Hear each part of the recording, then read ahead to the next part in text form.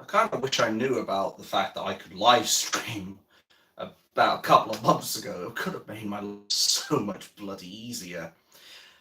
I'm pretty sure I don't use any broadband as well while I'm doing it at my own home, but I've actually got a little bit of a segment, I think, where I've got an opportunity to talk about some of the things. So I'll just wait for some people to come on and then we'll get started.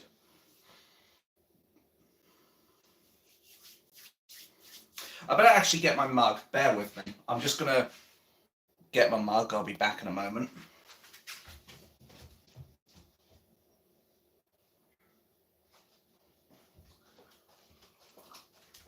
Oh, much better. Much, much better, let me tell you. Nothing like a good cup of coffee. So, let me start by mentioning, obviously, what happened. A little bit, at least, what happened on Saturday. So, from what I've been through, we arrived at Victoria Street, London Victoria Station. We basically took a march of about an hour or so, something like that. And then we ended up going to Parliament Square. There we basically sat there for a little bit, had some people speaking on. So we ended up seeing Lauren Fox, we ended up seeing Gerard Batten, saw obviously Tommy Robinson, you can't fucking forget that one.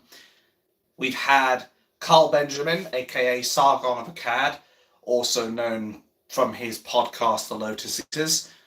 We couldn't have Calvin Robertson, or the father Calvin Robertson, and what's her face? Katie Hopkins. She's probably going to kill me for that. Please don't kill me, Katie. I forgot it in the moment. I'm sorry. But there was also a few other people. Maya Tuzzi as well was one of them. Richard Inman.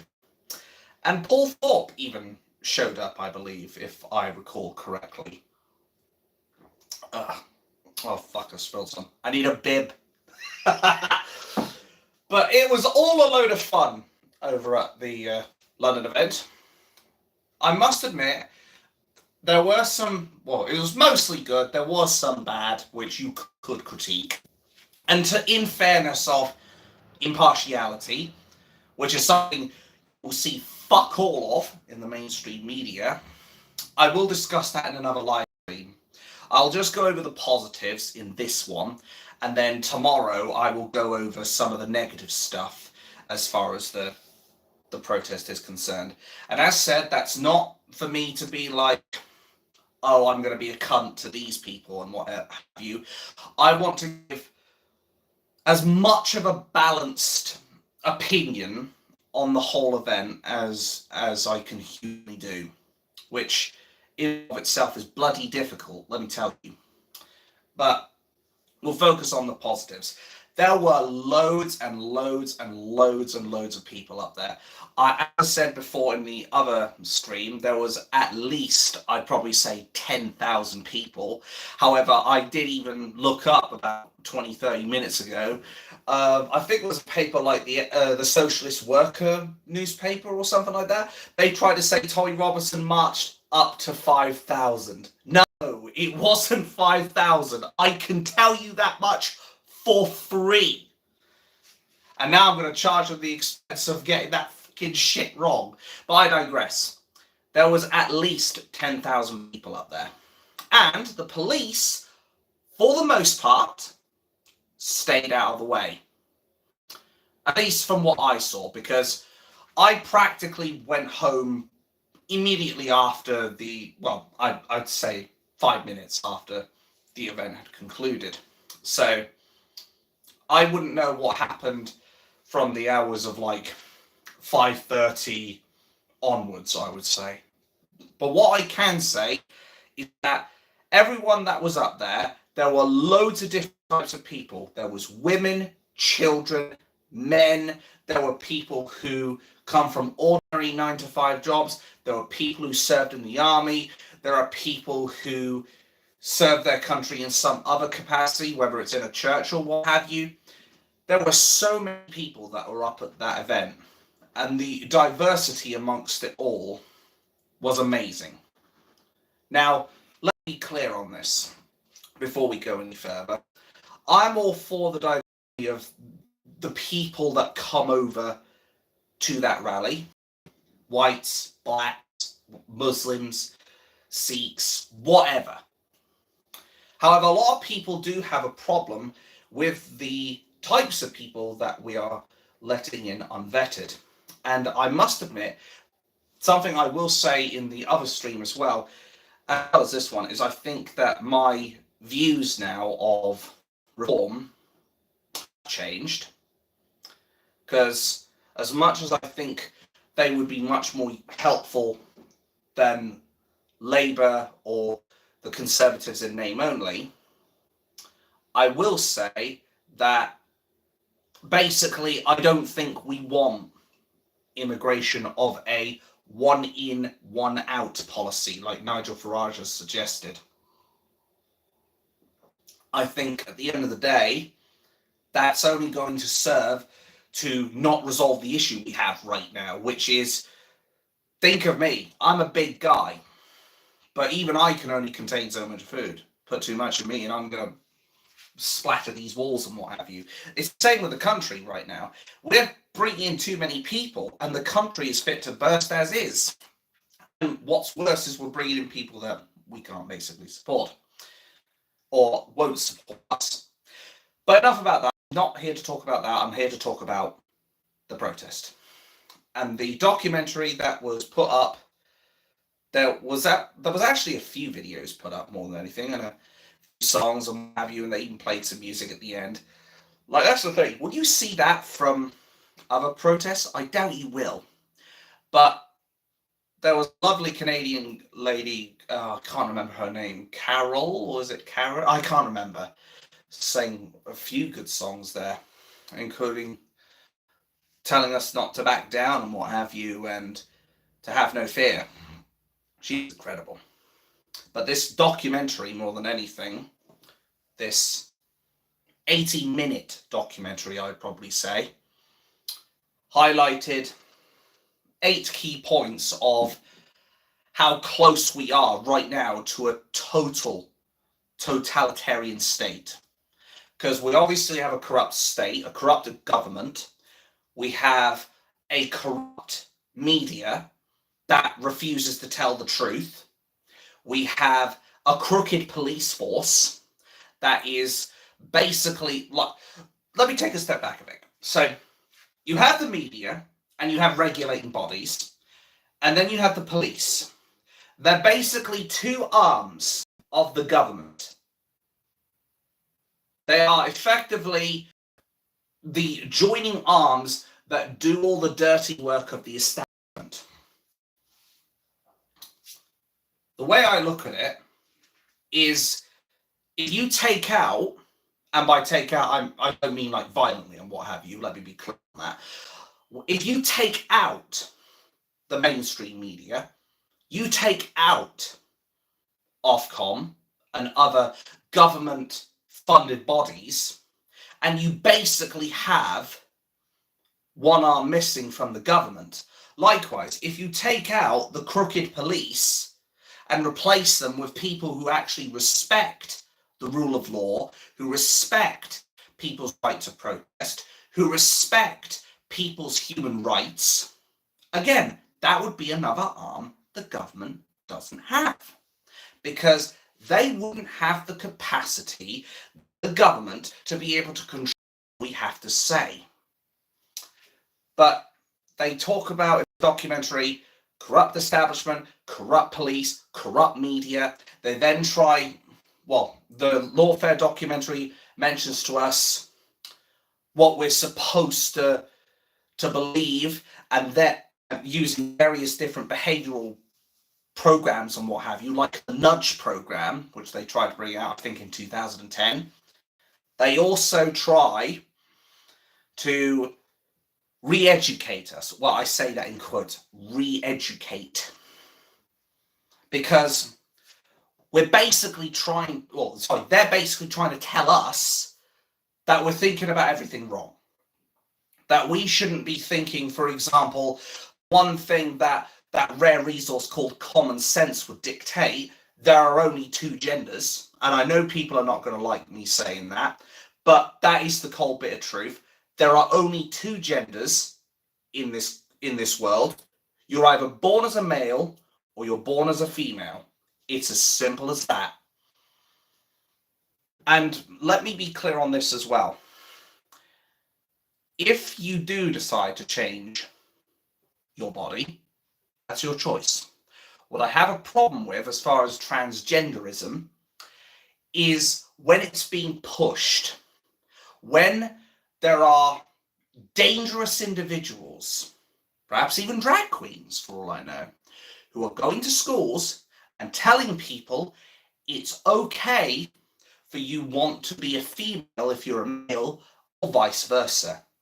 That's where I have a problem, because these children should not be so easily swayed by this. This is the sort of shit that needs to be taught way later in life, not at fucking nursery schools or first schools, but when you get up to high schools and get to like year 10, year 11, or when you go to sixth form, or when you go to college, not back then where children are having these sexualized thoughts pumped straight into their heads. That's a huge problem for me, quite frankly.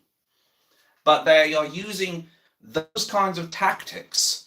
They're using the programs to try and get us to change the way we think. They try and social engineering as well for Google.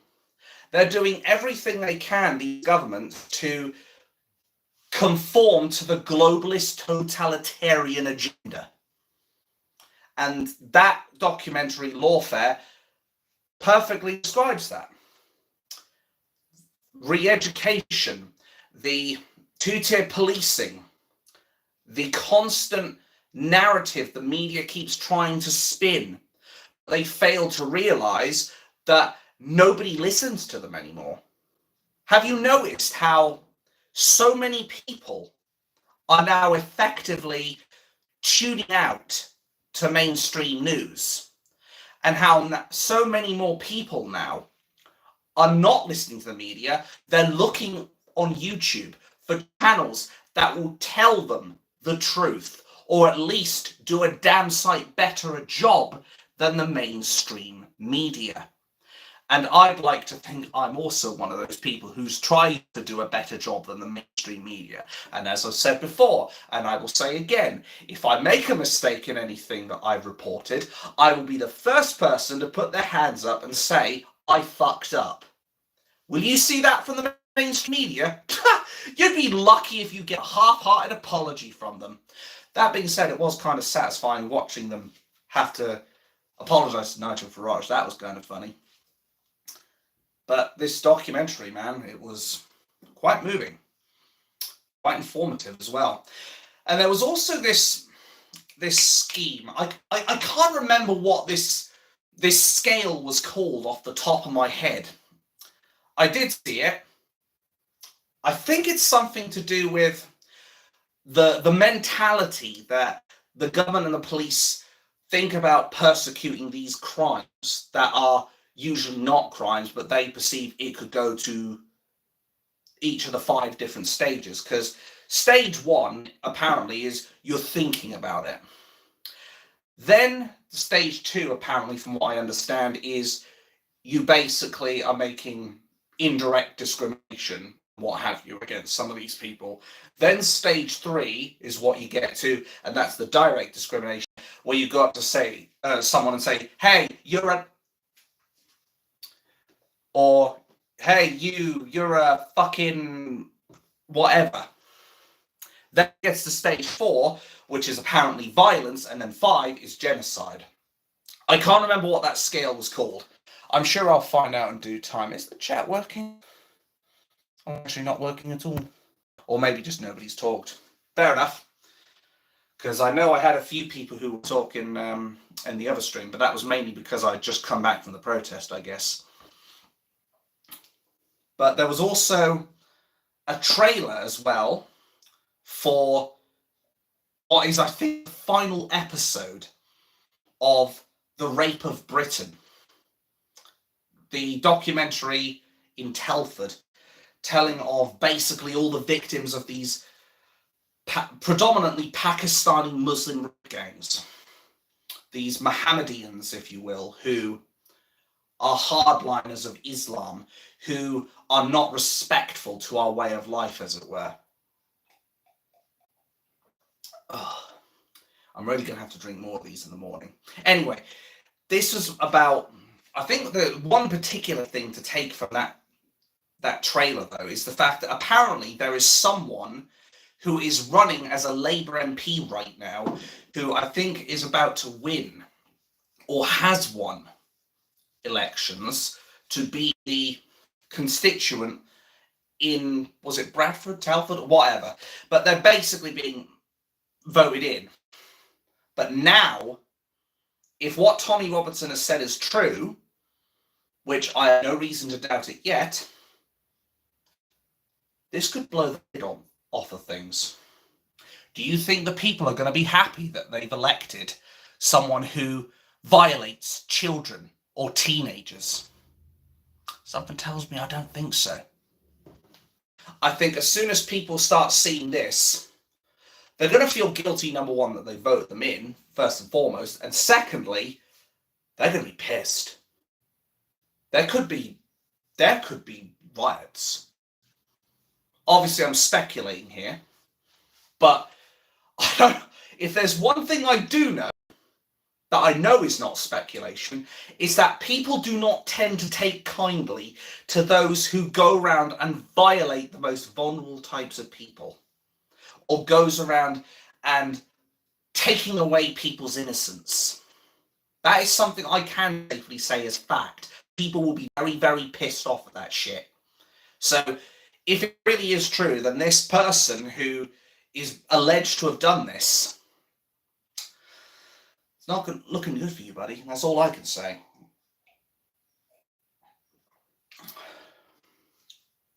Now, I did also look up some articles just before I went live as well. I wanted to see if there was potentially any arrests that were made after the event. Turns out there was, I think, one person who was arrested. Apparently, allegedly, they were arrested because they didn't pay for their drinks in a pub. Like, I don't know. But most of it was quite pleasant, quite civil. I even had a chance to meet a few lovely people up there. I even came across some familiar faces who saw me back on my old channel, Dabina. So I'm glad I was able to meet them, get them reconnected so they know what's going on more than anything. Yeah, I'm trying to think what else to say about this event, but I've said all the stuff I wanted to say as far as the positives are concerned. When I do my stream tomorrow,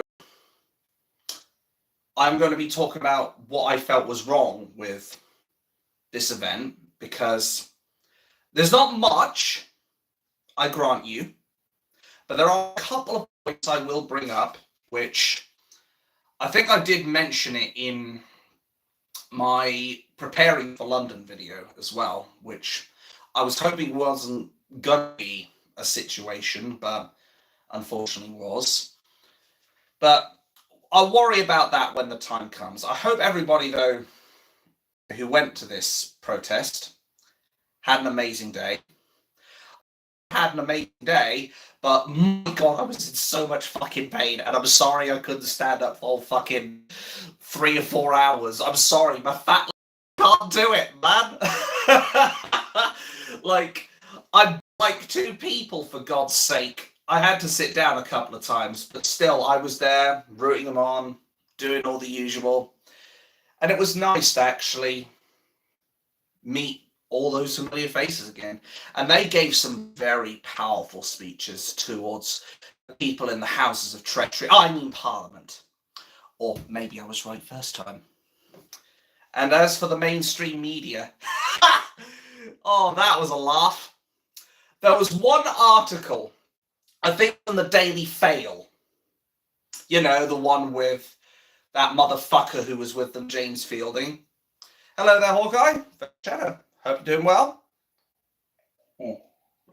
But the Daily Fail decided to put up an article saying far-right Tommy Robinsons... Oh, sorry, I should actually use my air quotes because that's usually what I do when it's fake far-right. The far-right Tommy Robinson leads football hooligans down London.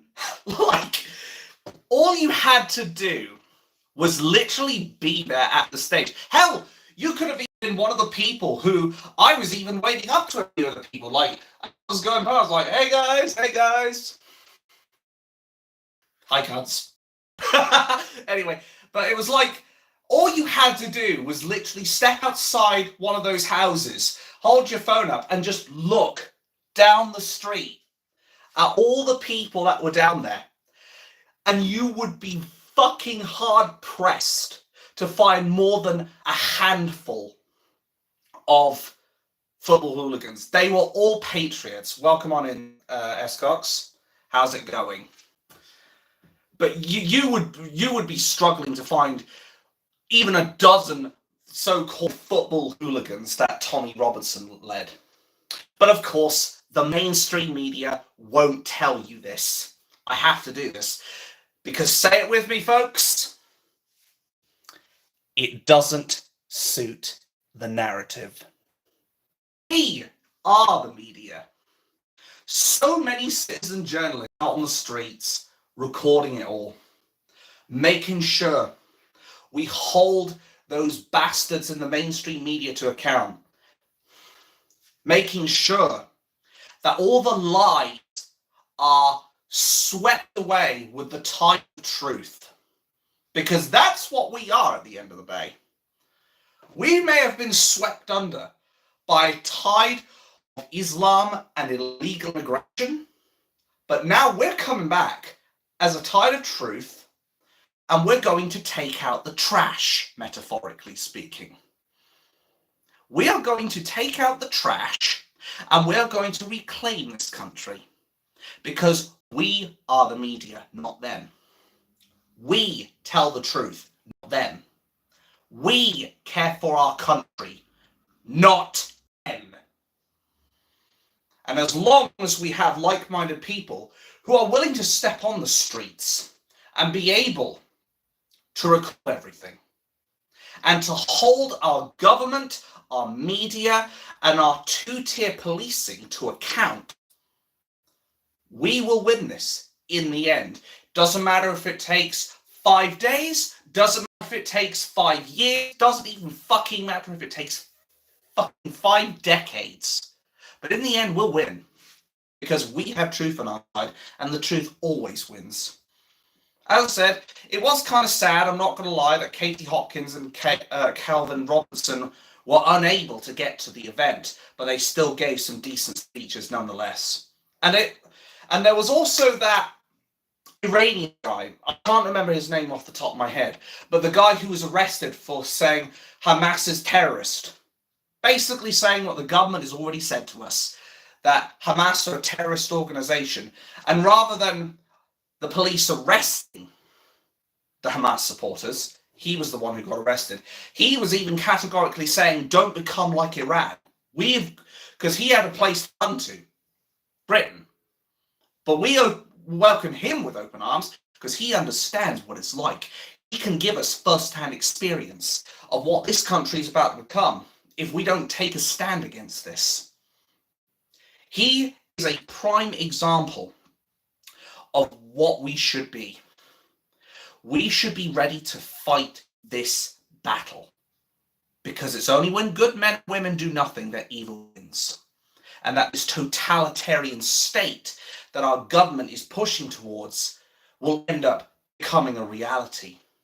We still have time, but we need to change our cultures, change our religions so that people become more Christian-like rather than be intolerant to Christianity. Because I may not be a full-fledged Christian myself, but I understand the need for Christianity. I understand the need for people to worship Jesus Christ and the man upstairs. I appreciate and understand that. But these people who come in over shores and want everything handed to them on a silver plate, they don't appreciate us. We will have this fight to have. And the worst thing we can do is be defeatist or have this mentality of giving up, where we basically say, we can do nothing about it. There's nothing we can do. You're not going to change anything. You're not going to change anything. You're not going to change anything. That's the worst mentality you can have. Sometimes you do have to make the tough decisions and split away from your family on the back of that. Or at least agree to disagree. I've learned that. I've accepted that. Now the fight begins. The fight to reclaim our country. And I will wish you all a good morning, afternoon, or evening, wherever you are in the world. I'll thank you one last time for watching, and I will see you all in the next one. Bye for now.